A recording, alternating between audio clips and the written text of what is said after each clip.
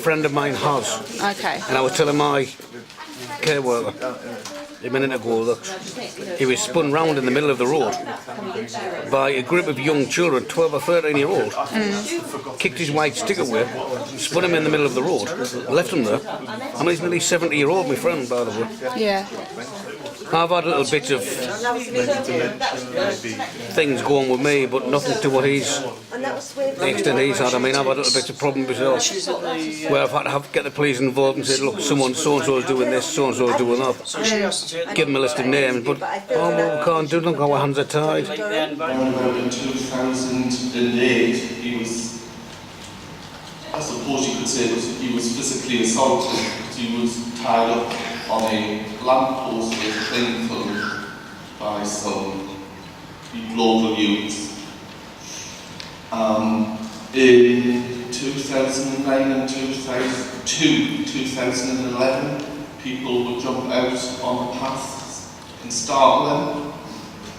And lately, or the latest event in 2011, some local youths were riding mini motorbikes and directing them at him, so it's causing him to be startled and upset, and very little really action done about it by the police.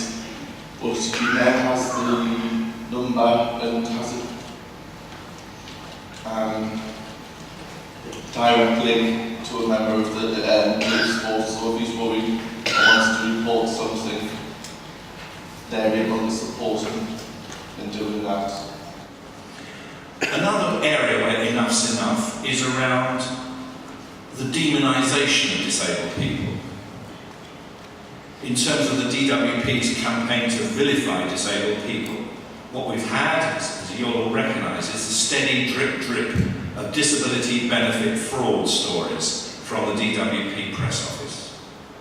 Of course, these are usually actually about non-disabled people claiming disability benefits, but that gets lost. The damage is done.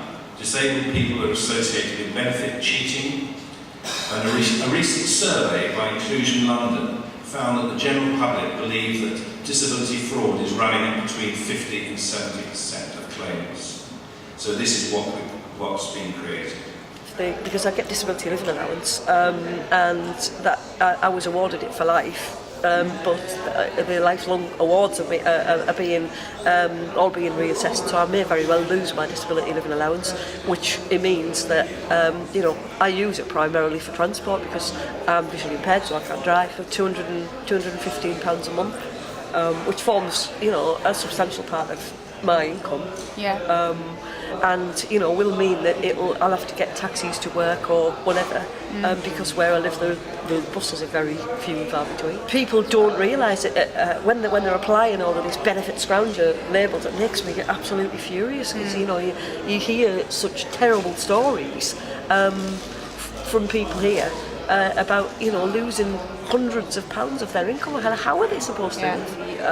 Mencap had done a survey of impacts of cuts, and of the 200 people with learning disabilities that they spoke to, I think 1 in 4 said that they didn't go out of the house for more than an hour a week, and actually makes you feel like crying. You think, like, what must that be like for them and for their family? It's only going to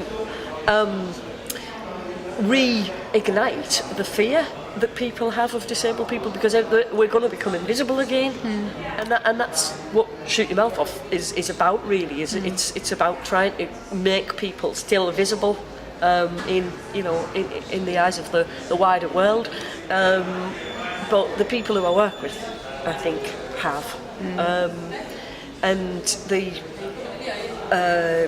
like the people with learning disabilities seem to be more targeted by, just kids. Yeah. It had got better, it really had. It wasn't perfect, but there was more acceptance, and I think it's slipping back now. And campaigns such as the Sun are running are directly against what benefit scroungers. I think it's just hateful, really. So the police are going to have to take a hard time with this, and that cuts down their capability to do what we all want them to do, and that is when something goes wrong, we want a response. The authorities also been told it must still find £33 million of further savings in the next 2 years, with the likelihood of further job losses or a recruitment freeze. So I've already said, I've nothing but admiration for the Northumbria Police and the fantastic work that they've been doing. But as a consequence of these cuts, I think that the potential impact on the most vulnerable could be enormous.